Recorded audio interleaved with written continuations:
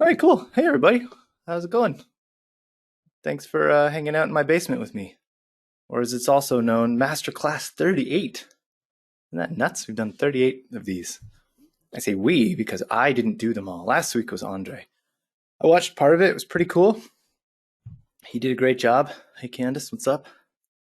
Um, he's going to do one next week as well, which is pretty great. So I see a few people I don't think I recognize. So if you don't know who I am, my name is Chris. I'm a marketing manager for Planetar and Iguide. And I used to be a photographer, so I know a lot about how our systems work and how to create things. So I do these master classes a lot, and they're usually, marketing related or camera related. So they're pretty fun, and we record them. This one is no different. I'm recording it. It's going to go on the website in the media section after this. Common question I've gotten for I don't know, like 6 months now is, hey, where are the rest of the webinars? There's like numbers missing, and that's normal, unfortunately. It's not some sneaky trick. So we've done, for example, the Google Street View webinar multiple times, so I don't need necessarily to upload it. I am going to upload this one because I think it's going to be better than the last one, but you're going to see that, there'll be numbers missing because either they're duplicates or they might not have been ones that would necessarily have been something that we want to make public. Some webinars are like that. Either way, you can go there and you can see tons of stuff. There's so much information. It's ridiculous at this point. For example, the tagging one. They got us for the tagging one. Should we tell people why we didn't post the tagging one? Yeah, we can go into that. Actually, it's on my list of things to bring up off the top. Okay, we'll just deal with it now then. Let's just deal with it. So tagging is in beta. So tagging is subject to change. So the tagging was more of a preview of sorts. So we didn't want to record it because we don't want people to think that that's what tagging looks like in the future.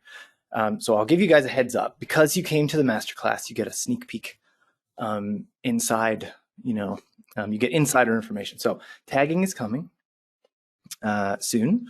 And we've incorporated a lot of changes and feedback based on things we think are important to have, and then also things that you've suggested as iGuide service providers. So there was a lot of chitter chatter here or there, from support tickets and on the forum. So the software developers are trying to incorporate those changes if they can. So tagging is going to be improved very soon, like in the next few weeks type of thing. And then we'll be talking about it a lot more then. In all likelihood, I'll probably do another webinar. There'll be like an email like, hey, everybody, check out tagging type of thing. So you should in theory know. Okay, segue. Speaking of emails, did any of you by any chance see technical update 17, I think? Or the other email that went out recently that said that advanced measurement, floor planner exports, and Google Street View exports are now free? I can't hear you all go gasp or nod or whatever because I can't see or hear you, but I'm assuming that's what you're doing. There you go. Tim said yes. So anyway, they're free. How cool is that? What a great way to start 2021. So like the iGuide still costs you money. So it's not like everything's free, but in order to export to Floor Planner and Google Street View and add advanced measurement to a standard iGuide, they're add-ons, but they're not paid add-ons anymore. So that I haven't checked the portal. Maybe Kelly can check. I'm not sure if they're still called paid add-ons for now, but think of them like paid add-ons that are free. Now, the one thing I would really want to bring up, because this has been coming up a lot, is this permanent? The answer is yes. That's just normal now. They're just free. I feel like someone probably wrote that in the chat. Oh, they're automatically selected when you create the iGuide. Okay, cool. Okay, I see a woohoo. Thank you, Candace. That's the kind of enthusiasm I'm looking for. Yeah, super awesome. Yeah, like how cool is that? So for Google Street View, that's pretty easy. So now you have one less thing to think about when you're factoring or you're trying to calculate the cost you're charging your clients. But for Floor Planner, it's awesome because then it's like you can just try it out. You know what I mean? Just go nuts. Just play around with it. You don't have to think, oh, I'm gonna have to pay $5 or $7 or whatever it costs. So you can just like try it out, give it a whirl. Pretty cool. So that was the first thing, but there was something else. What was it? Anyway, if you have any questions about that, just we can answer them later. But basically, it's free. It's permanent. Still have to pay for the iGuide, but those add-ons you don't get dinged for those anymore. Oh yeah, last thing before we start. So next week we're going to switch to Zoom. So GoToMeeting, the software that we're using for these webinars, it's a little janky. It's kind of weird. It's really not meant for this, but we kind of had it, so we just started using it when COVID kind of started. So we're switching to like real webinar software next week, hopefully, for the masterclass. And Andre is going to do it. I forget what it's on. Kelly will probably just tell us what it is, hopefully, if she's still listening. It's going to be amazing. And the experience it'll be a little bit different. You know, it's not like GoToMeeting. GoToMeeting is meeting software where it's intended to be like everyone has an equal seat at the table. Well, this is like webinar software. So Zoom is more like, you know, you have a presenter and then you still have the chat over in the right. But, you know, you can't just like you don't really have a microphone and webcam. You know, the person who's doing it can add you to be a presenter if you want. But it's not really meant for that. But that may happen. You never know. Someone requests to talk, they could be brought in. So if things look different, that's why. It'll probably be a different link. So I doubt anybody does this, but you never know. The link that we're using right now is like a permalink. And it's always the same link. You just come to this link. I forget what it is, but and it will load up the webinar. But it'll probably be a different link for Zoom. Either way, Andre, starting brand new series next week. Sharing some great insights. Super exciting. I'm excited about it. It's going to be awesome. Masterclass 39 is going to be how to sell iGuide. Nice. That is a valuable topic. Cool. Okay. Let's dive in. Google Street View. That's what everybody's here for. Cool. Okay, good. Sorry, I'm just checking the chat. Make sure there's nothing outstanding. So, before I begin, actually, sorry, I'm going to try to keep this under 30 minutes. Sometimes I yap away about like how important things are and what you should do initially. I think this time what I'll do is I'll do a little bit of that because I do enjoy it.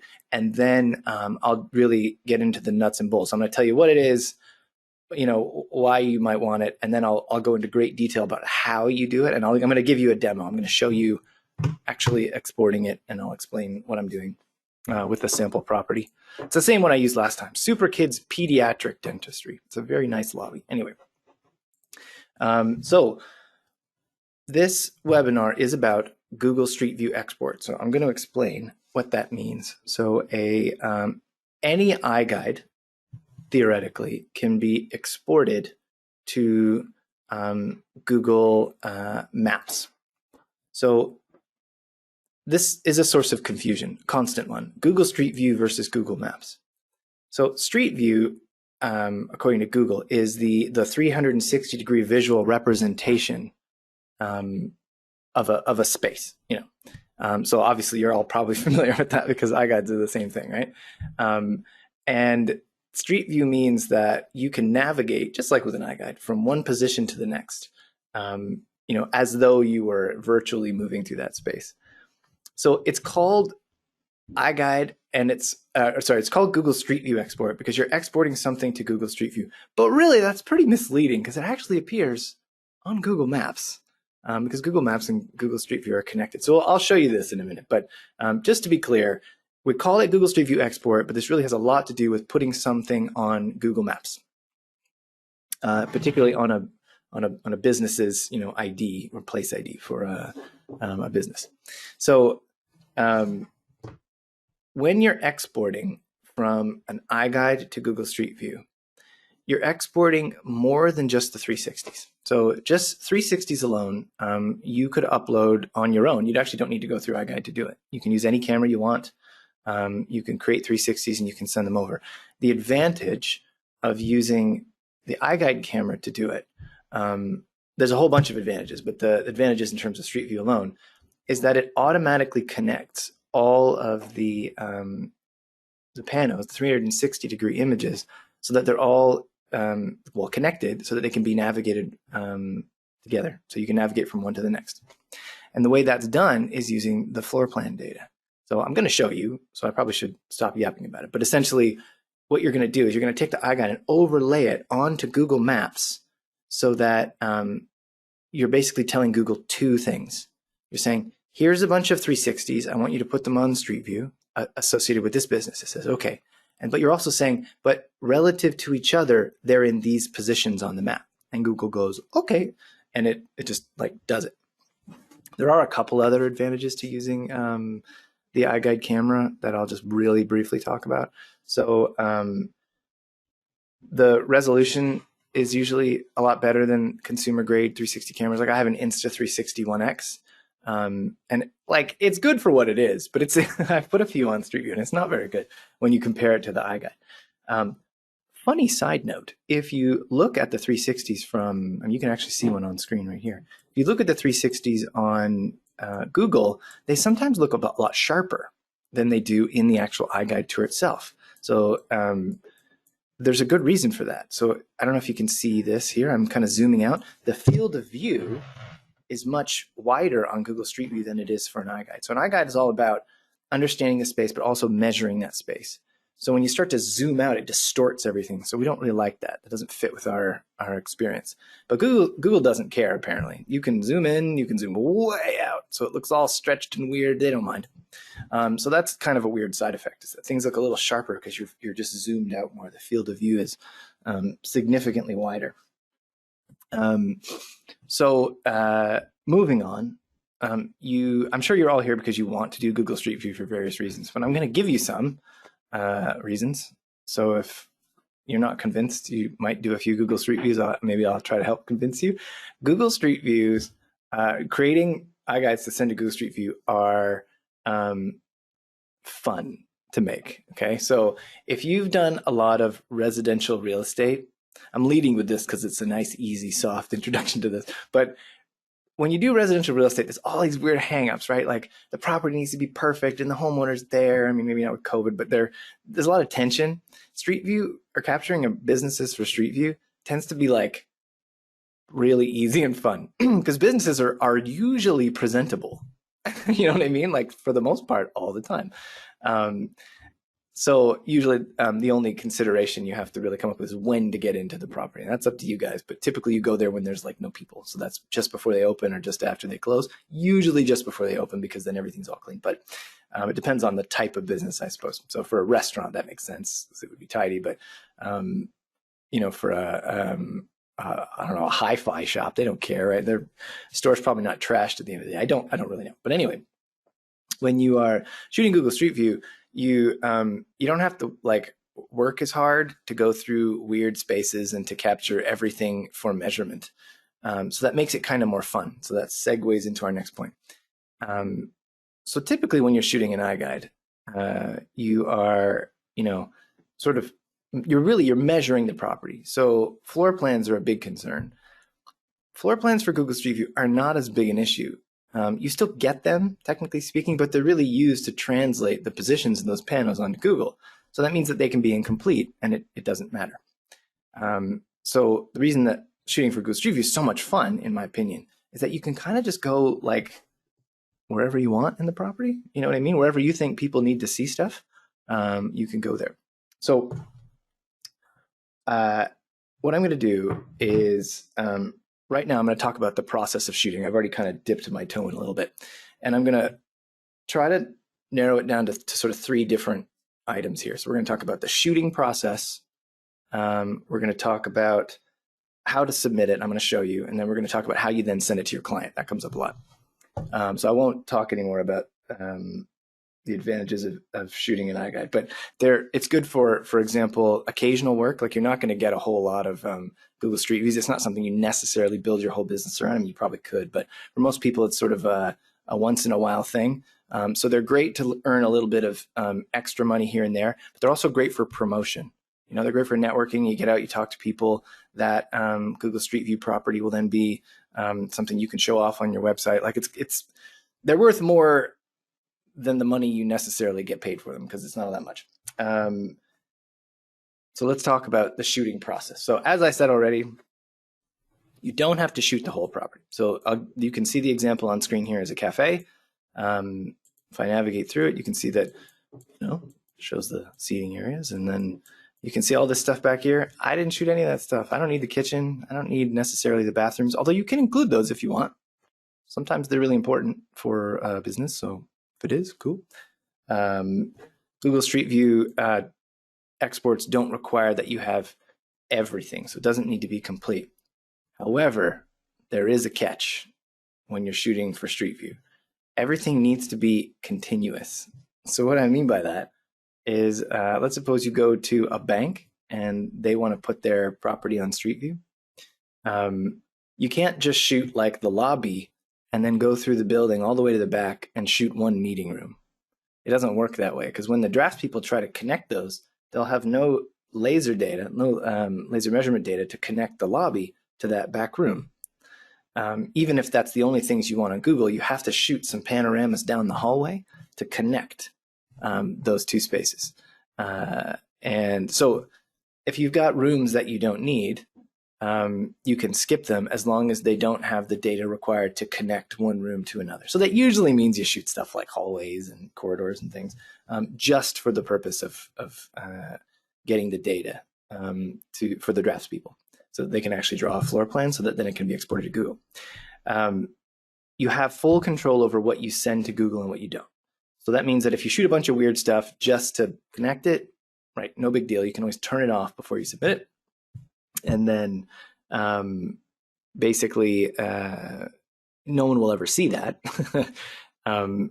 You'll on Google Maps, I'll show you this later when I actually load it up, but you'll actually be able to see that they are in fact disconnected. Now, Google makes some recommendations. Actually, let's go through that real quick before we move on. So Google Street View exporting is only for public spaces.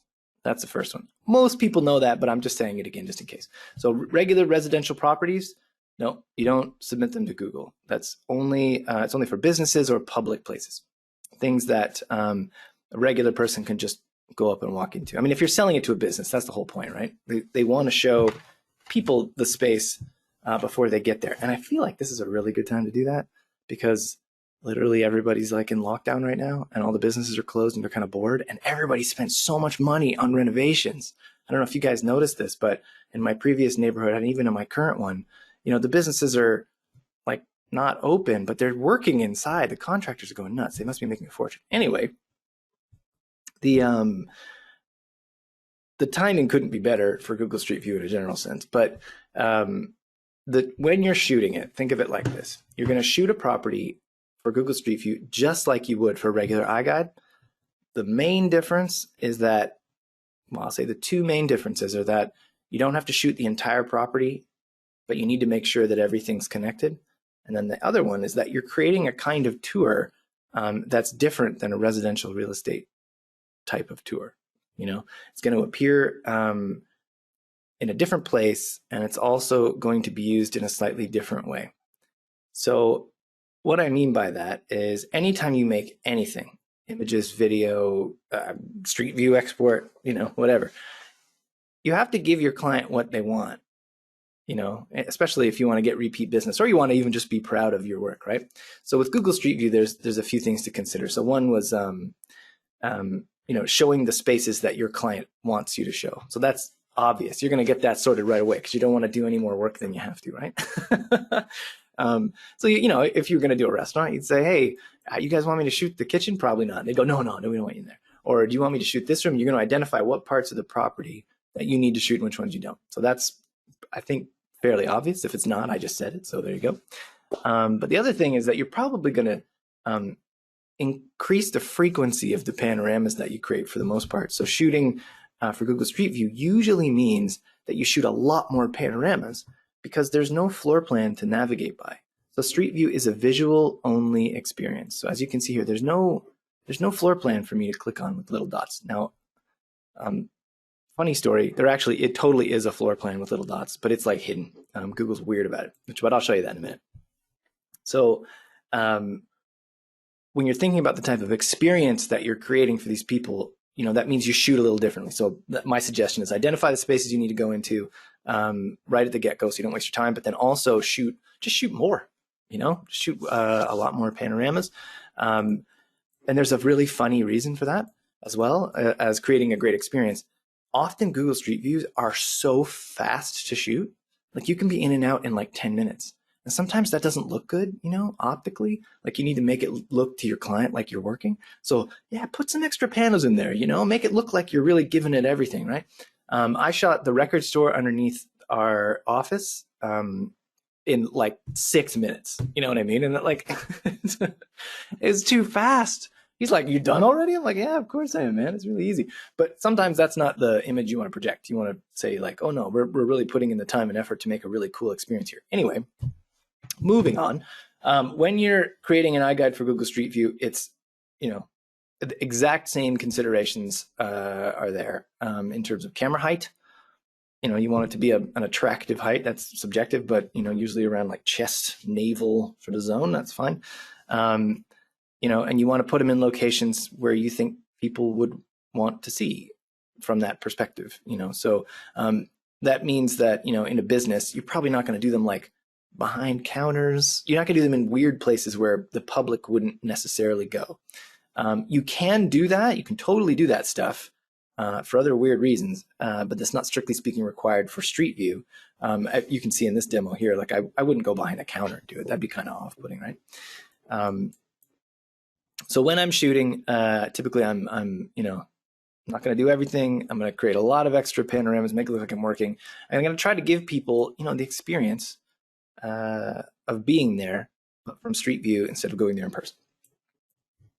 Okay, so it looks like there's a ton of questions. All right, cool. So if I didn't mention already, I'm pretty sure I mentioned it. I'll get to the questions in about 15 minutes. I'm just going to go through the process of submitting it and talk about how to send it to your client. And then I'll come back to that.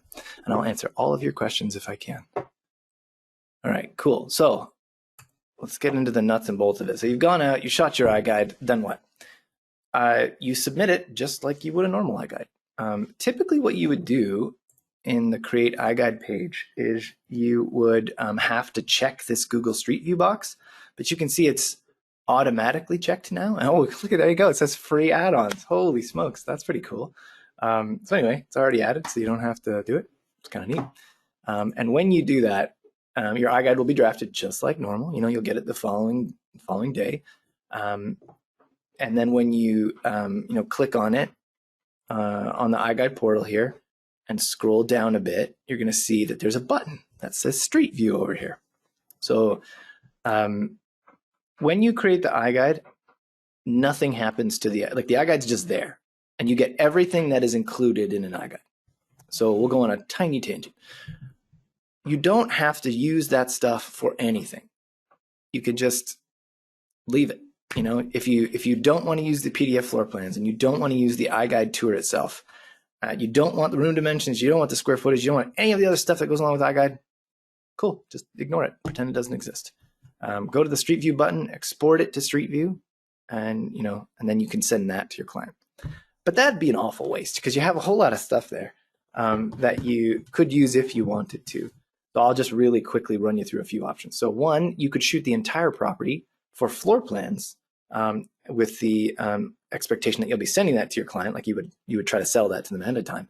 And then you could pitch the iGuide interface itself as something more of a property documentation or facility management tool, you know, something that they can use to manage their property rather than something they would send to the public. So you would lock it down and you would give them access or give them offline access.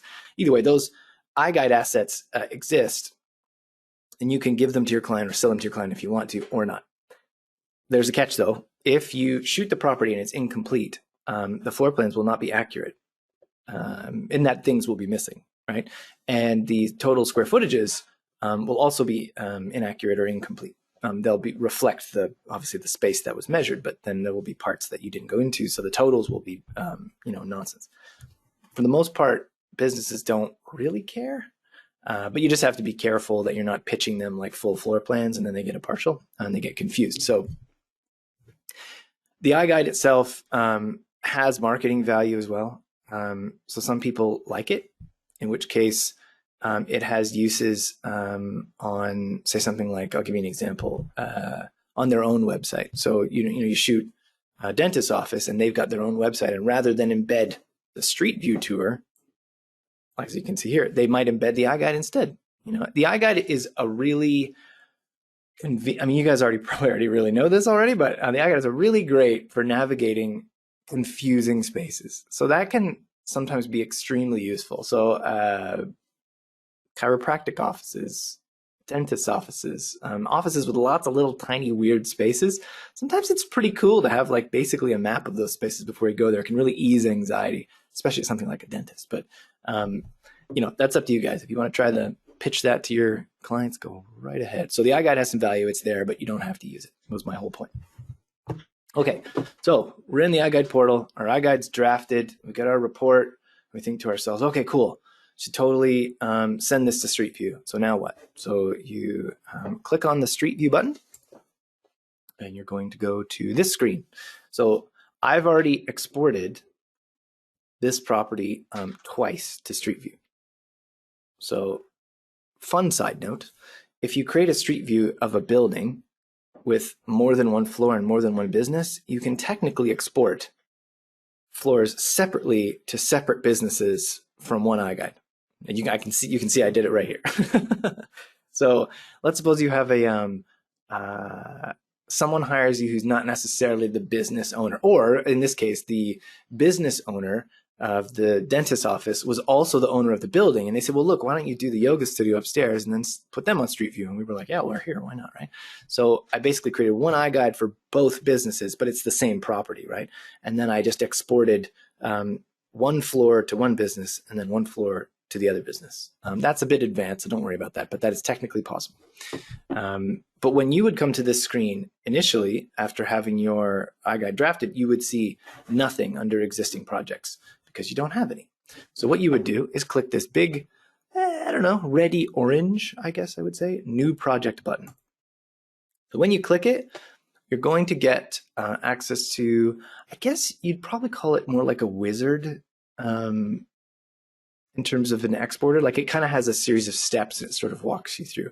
Either way, there's some really, really interesting, super interesting text up here that's all about you're sending your images to Google, and it's basically like a disclaimer. Either way, you should totally read the heck out of that. Privacy policies, all super fun stuff. Anyway, give that a read for sure. But to start, you click the start button, and it will automatically start to progress you through this page in this web interface. So you can even see at the top, these steps are numbered. So there's 5 steps. So we're going to go through all 5 of those at once. The first step is selecting what you want to send to Google. So in this scenario, I've actually got more than one floor. I've got the second floor, which is the yoga studio that I mentioned.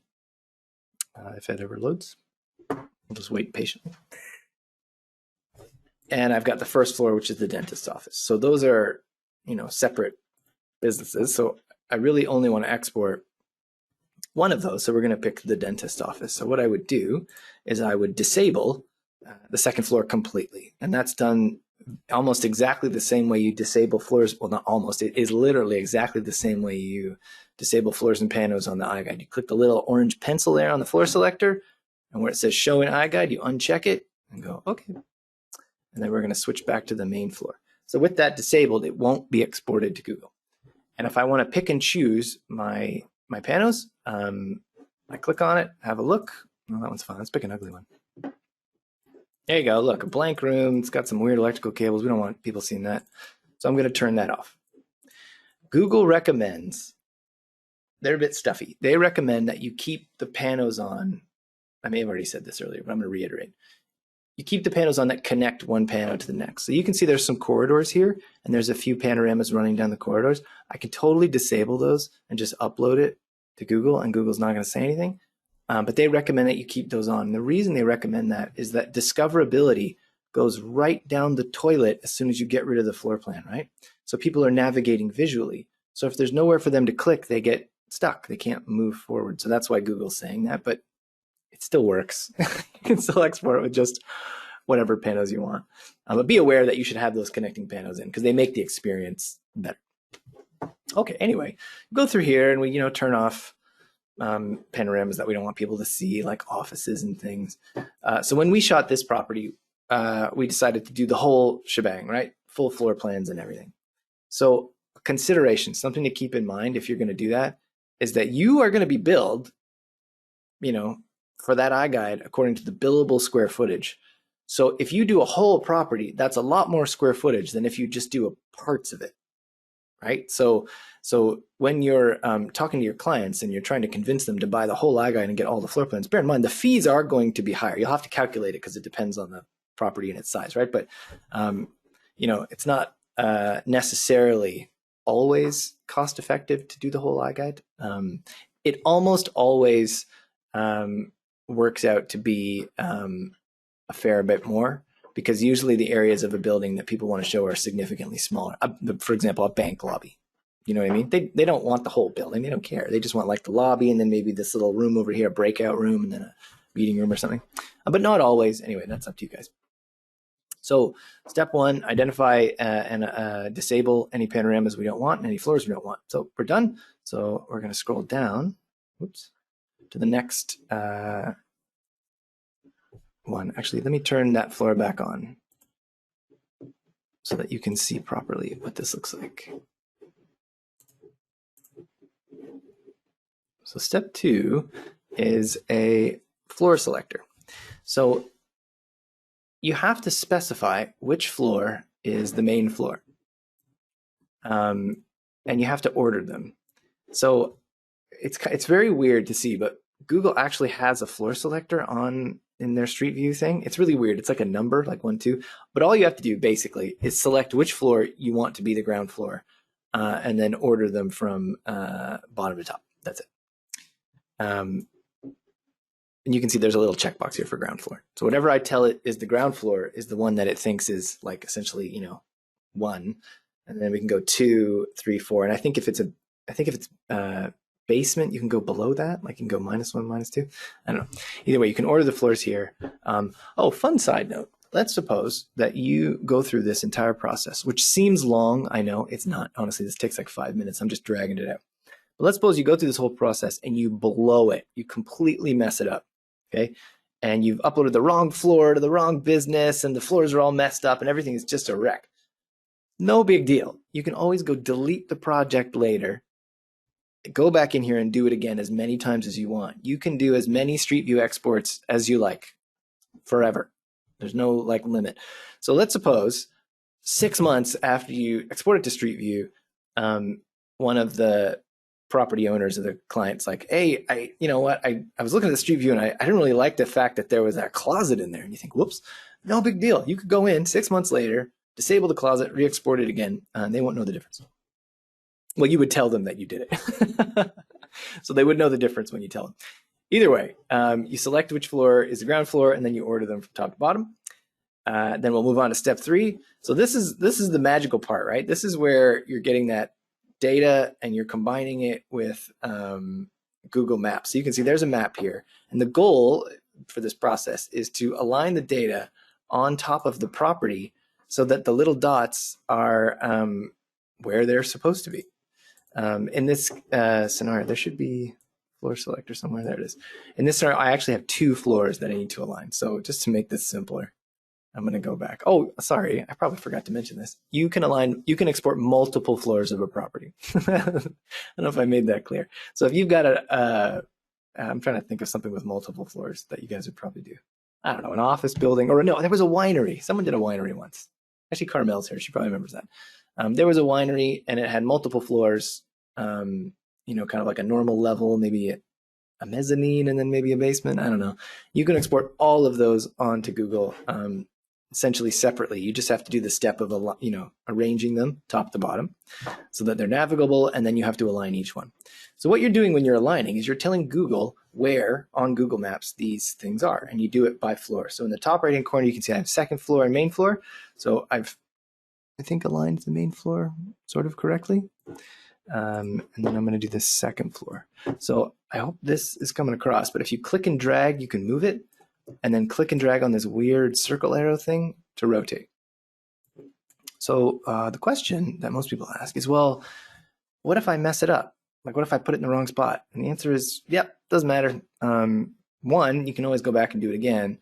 2, no one really sees this to any great degree. And even if they did, they're not navigating via the dots on the map. They're navigating via the visuals. So the experience from the perspective of someone looking at the property on Google Street View. It's just that they're sort of, looking at the visuals and they're navigating from one 360 to the next. They wouldn't know if, you put the panoramas 10 feet off the side of the building. There is a scenario where you could accidentally put the data on the wrong building. So that's a bit, you should probably fix that. But if it's like a little off either way, like, no big deal. It doesn't really matter. Either way, we're going to place these where they should go. We're going to scroll down. Oh my gosh, I can see so many questions. All right, no worries. So here you can see in step 4, we have to tell the exporter who to send this data to. So on Street View, I'm just going to hop over here. You can see I've loaded up Super Kids Pediatric Dentistry. A business will have like a place ID, and it looks like this. It's this panel on the left on Google Maps, and it has their name and reviews and all sorts of stuff.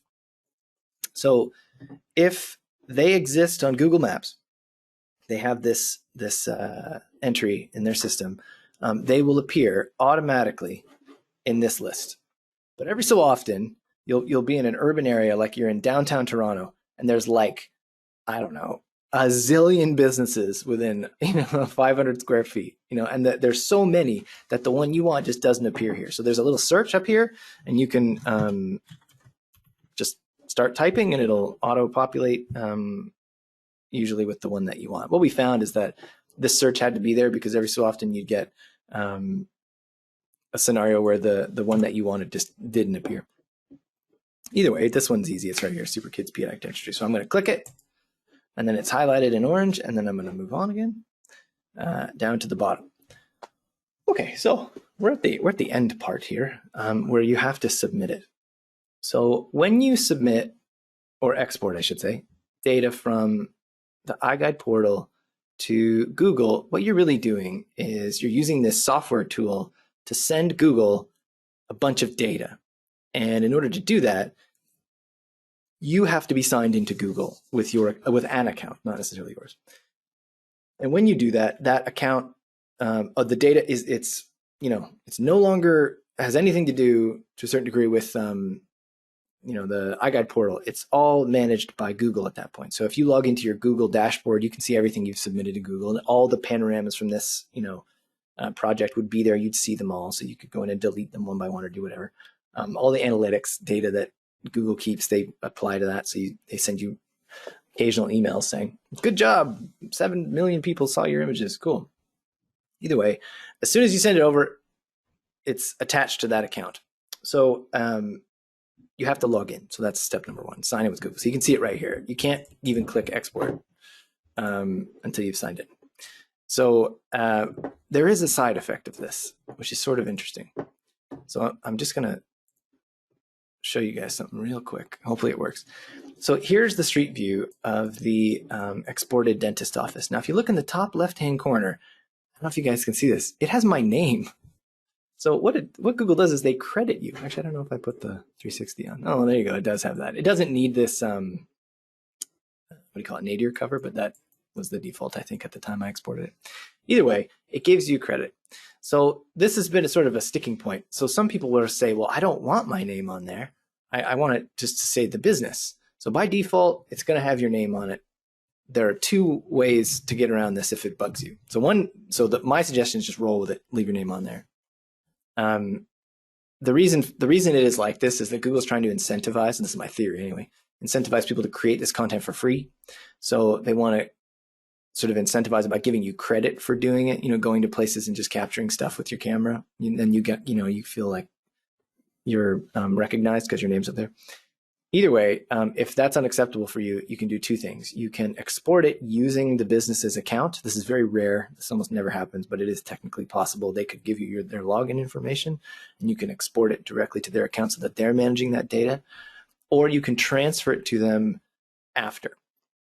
Transferring it to them after, you're on your own. It has nothing to do with Iguide. That's all through Google. But if you search, you can find there's a few tutorials out there. I've never done it myself. I always like to take credit for everything, even if I haven't done it, because I'm like that. But if that comes up, it is technically possible. You either export it to their account directly from the portal, or you have to go in after you've exported it and transfer it to them through Google so that it's on their Google account. So I'm just going to go back here. And what will happen, so I'm not going to click it because I've already exported this a bunch of times. But when you click export, it's going to say, okay, your property is exporting. And then it'll send you back to this page. And what you will see on this page is you will see the status of the project. So this page, if you watch it, you can even see it'll like kind of flicker. This page is live. It like refreshes every once in a while. And it gives you sort of some information about what's going on. So typically it's like uploading panos, 1 of 47 or whatever. So everyone always wants to know, how long does it take to send it to Google and then it's up on Street View? So the answer is kind of complicated because Google won't tell you how long it'll take. Sometimes it's like 15 minutes. You click export, it's up there, you're done. Other times it's like a day and a half and then it's visible. And there's no real reason for this. Google won't explain it. So, maybe their servers are busy or something. Either way, there is a trick to this. If you upload it and it seems to be really lagging, like you click export and then it says it's doing it, but then you can't see it on Street View, just come in here and do you see this delete button here? Click delete and then just export it again. I can't even count how many times this has happened. People go to export it to Google and then it doesn't work. And then like the next day they call me and they're like, Chris, what's going on? It's not working. And I said, I don't know, maybe just export it again. And then the second time they export it, 15 minutes and it's on Google. I don't know, it's weird. Google's mysterious and strange. Either way, once you've exported it to Google, you're going to see what you see here. So it'll say existing projects and that, export will be sort of listed here. So the only thing you can do to manage that from here is delete it. That's it. So that's what I was referring to earlier when I said, if you make a mistake, don't worry about it. You can always delete the project from here, re-export it if you like. All right, cool. So fun fact, it's not really fun. It's more tragic than anything else. You can't choose the first panorama that comes up. So there, let me show you. So when you export, and this is a problem. So I'm going to teach you a trick to get around it. So when you export to Google, you can see here that under the photo section, I have a Street View and 360 thumbnail. So that's what you just made when you export it to Google. So it used to be a little bit different, and there may be some sort of legacy tours out there. I don't know. I haven't checked, or not tours, legacy businesses where they just kept the grandfathered in the old format, because it used to say see inside, which does actually make a lot of sense. But you can also create outdoor panos, so it doesn't make sense. But I think they've switched everything over at this point. And you guys can tell me if I'm wrong if you know, but now it says under photos, Street View and 360. And you can see that it just chose one to be the first one. I didn't pick it. I don't know how they decide. I did read a blurb at one point that it was like their algorithms pick something that's like, visually interesting. And the algorithms are great. So I figure that's enough, right? Either way, when you are showing this to your client, you're going to have to send them something. So let's just recap a little bit. You've gone out, you've shot the Iguide. You take that data, you send it in for processing, just like you would with any other Iguide. You're going to get it back because it'll be drafted. As soon as it's drafted, you get a report. You go on the portal, you click that export button, send it off to Google, and then you have to send it to your client. So what you send them depends on what you did for them, I suppose. If you created other things, you're going to send them something. So there's no, strictly speaking, Street View report that we have that you can send. So you have to create something yourself. So my suggestion is that you craft an email, attractive looking email, maybe with formatting. I don't know, it's up to you. That says, hey, your Street View is ready. And then send them here. So you'll notice that there's a share button here. If you click it, you will get a link. Whoops, try that again. A link. You can even click copy link. And you put that in the email and you say, yep, hey, click here, scroll down and look for Street View and 360. When you click that, you and anyone who wants to can walk through your property. Now, you can also take it a step further if you want. So if you really want to just send them straight into it, you can go to the tour itself, and then there's a fun trick you can use.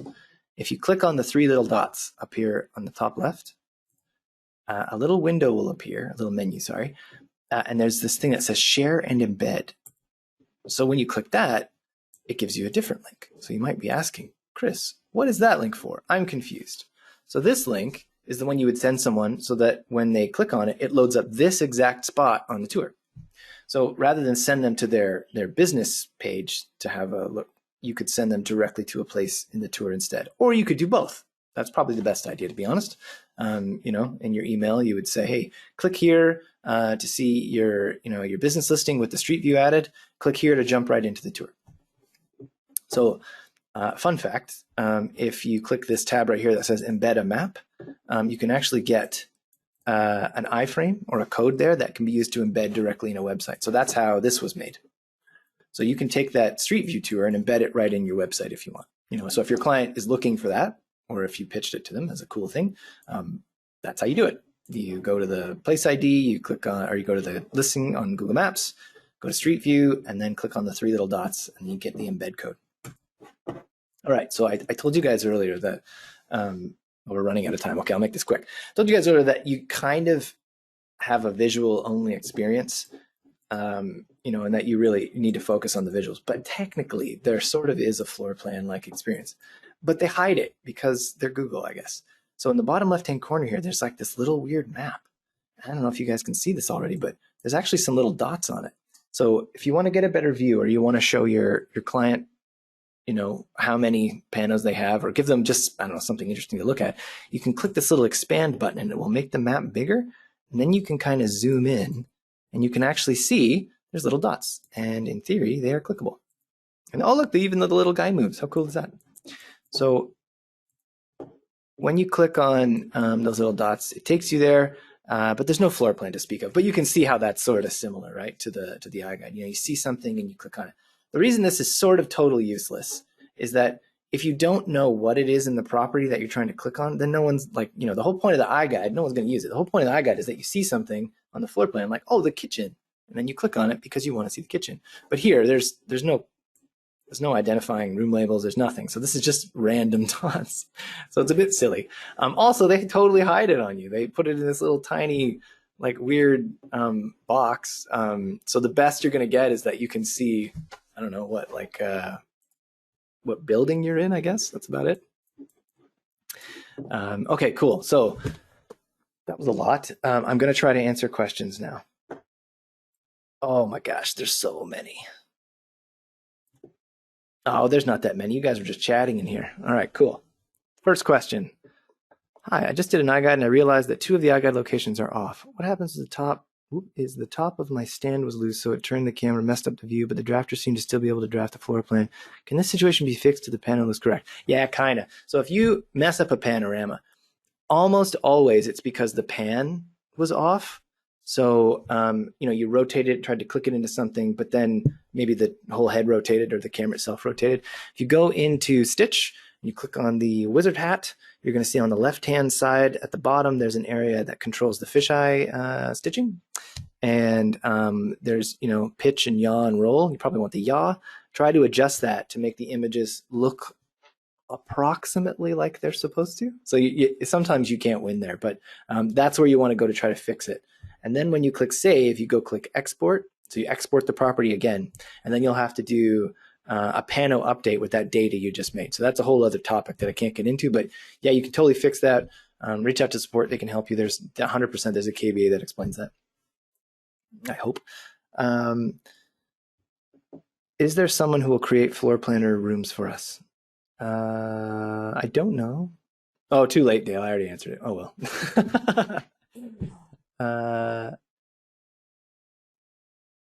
Yes, good. Okay, that good clarification there.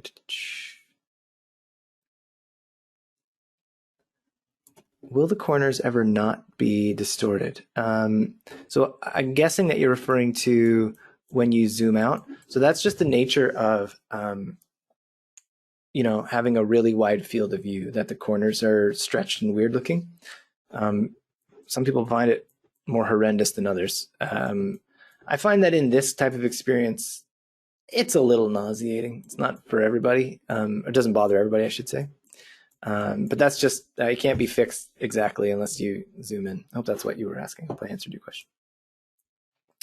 Did you shoot panos outside the business too? I did. Yes, you can totally do that if you want. Probably even see them if we look at the little map. Yeah, there you go. There we go. We're outside. Common question. Oh no, this is a street view pano. Okay, cool. So it's kind of connected to street view. People usually ask me, can you from the outside walk into the building? And the answer is not that I know of, but sort of no, but not that I know of. I've never been able to successfully do that because those panels just aren't connected to the interior ones by Google. I don't know why. It's very odd. All right, next question. Where are we here?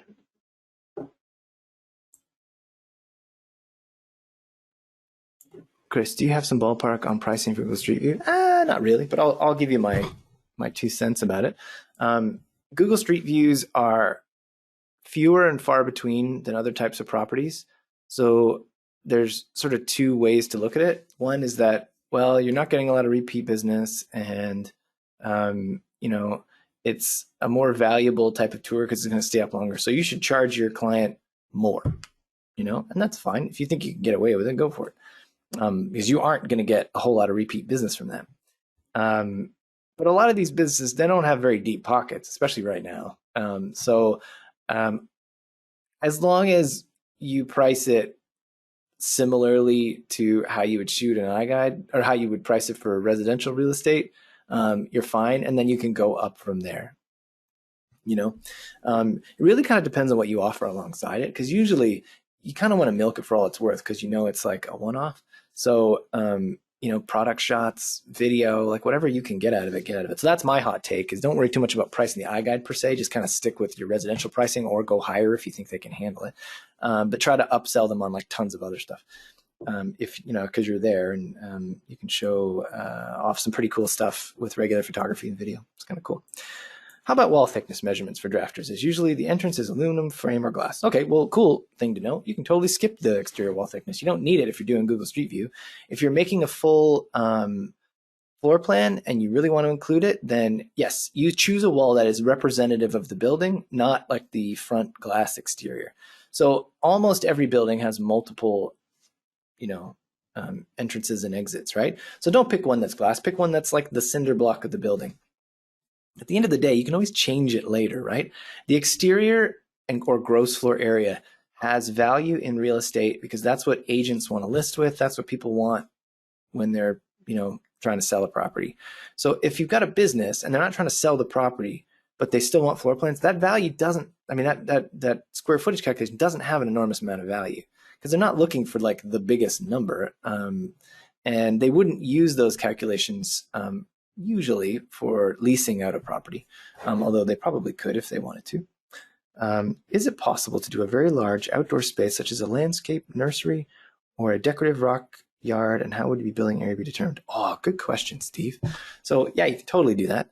The easy answer is if you want a big outdoor area, you had better include a small indoor area of some kind. So if let's suppose there's a shack or something that can be drawn. And you want to measure a big outdoor area, that's where you start, because it messes with our billing if you don't do that. But also think about it like this. If you're doing a rock garden, you need all those panoramas to be in their correct relative locations. So that's going to be a bit of a challenge, assuming you're sending it to Street View. If you're not sending it to Street View, then that's irrelevant, but I assume that you are. So the answer is, yeah, you can totally do it, but try to include an exterior or an interior space of some sort on that property so that the drafter has something to draw. It could be a porta potty. It doesn't matter. Or a tent. Yeah, just bring a tent. There you go. Do we build them yearly for these or just once? How long do they last? Great question. They last forever. So there's no hosting fees for Google. You put it up there, you're done. If you want to build them beyond the first time you build them, it's probably not going to be for hosting. It'd be more like for maintenance, kind of like web development, like when you want to change done. But that is totally up to you. Great tool for schools and medical offices for children or adults with sensory or on spectrum. You can give them a tour of the space. Yeah, I have to say, it's very cool for reducing anxiety, which is a weird thing to say, but like for a dentist, people get, about dentists, right? They're touchy about it. So if you can see in the space and you can look around, it really helps, right? So for example, with kids, my kids, they want to know everything, right? So it can say like, hey, come look, check this out. This is the place we're going. Look around. You can use this for your clients too. This does resonate, especially with people like dentists and chiropractors. Look around the space, get a feel for it, get comfortable. So when you go there, it's like you've already been there, right? If we have shot a business in the past, can we now request Google Street View capabilities for it and present that to the clients for use in these ways? I shot one for sale purpose, but they could use it for marketing now. Oh, yeah. I think you're going to get dinged, though, if it's created prior to January 1st. You should check with support, though. Email them on that one. The reason for the delay may be Google verifying with the business owner if they give permission. Yeah, could be. I have no idea. That makes sense. Does the Nadir patch export to Google Maps, or should you add this in Photoshop? Right. So the portal will automatically export whatever you want. So if you want that patch there, whatever you put on it in the in the Iguide portal is what will be there. So you can do whatever you like. You can have nothing. You can have your normal logo. You can have the Iguide one, just whatever floats your boat. If there are previous Panos 360s, can we override or remove the old ones for the client, even if they have been shot by Joe Public? The answer is no. So if someone else submits that data, that you have nothing to do with that. So there's some workaround where the property owner can request that it be removed. I don't know how that works, but you basically have no control over that data. You don't own it. You have no access to it. So you can't really do anything to remove it, but you can tell the client that they can request that it be removed, I believe. Don't quote me on that, I'm not sure. But mostly you're out of luck. How do you estimate square footage of a commercial property so you can quote on a shoot? This is going to sound hilarious. You're going to laugh. Ask them for their floor plans and then take the floor plan and draw out the areas that you think people would want to see and then show it to them. So almost all businesses, not all, almost all big buildings have floor plans already for fire and rescue and stuff. If they don't have floor plans, then you have to do a site visit. That's it. You're going to have to go there and just you could measure with a tape measure or you could eyeball it.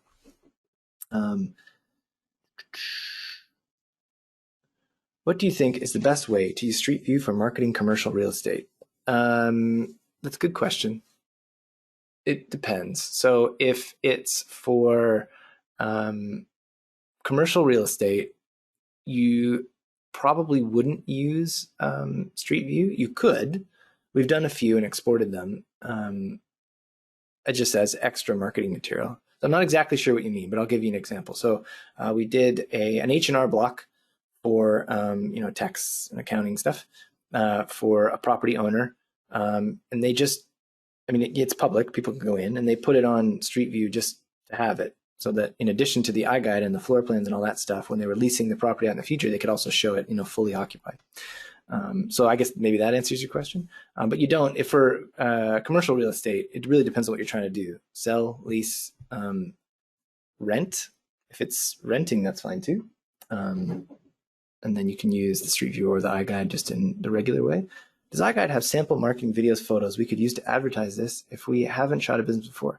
Yep. They're in the marketing catalog thing up in here. Up in resources, marketing catalog. There's Street View stuff in there. Okay, next. In BC, I always visit BC Assessment to see what the square footage is. Oh yeah, you could do that also. Yeah, you could go check the tax records. That's a good point. Excellent, Todd. Thank you. Okay, cool. We're done. That's an hour. Thank you so much, everybody. That was really great. Like I said, this is recorded. I'll upload it. Remember, next week will be Zoom. It's going to be kind of weird. It's going to be Andre. I'm excited. So if it looks different, don't be surprised. Have a great weekend. Thank you all so much for coming.